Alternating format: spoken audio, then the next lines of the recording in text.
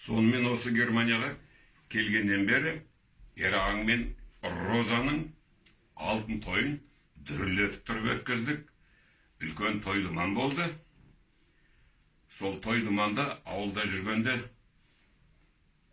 машиналардың ішінде радио да болған жоқ қой. Өзіміз радио сияқты болып, сонда ақырындап өлең айтайық. Қызық болсын, енді біз бір өлең айтып көрейік Роза екеуміз.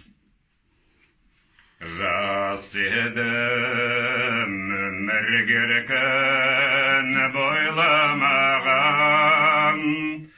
күн ертең не боларын ойламаған, шарықтап кетсем далыс қанат қағып, өзіңдей қамқор әке қайда маған.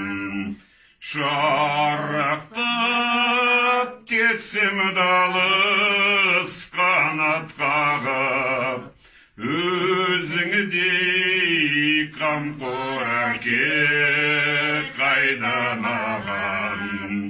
Мен қазір бір өзеннің арнасымын, кім өлідір болса соның жолдасымын.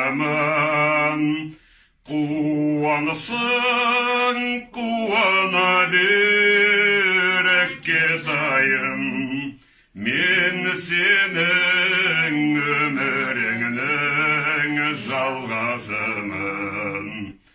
Қуанысың қуана бер кетайын, мен сенің өміріңнің жалғасымын.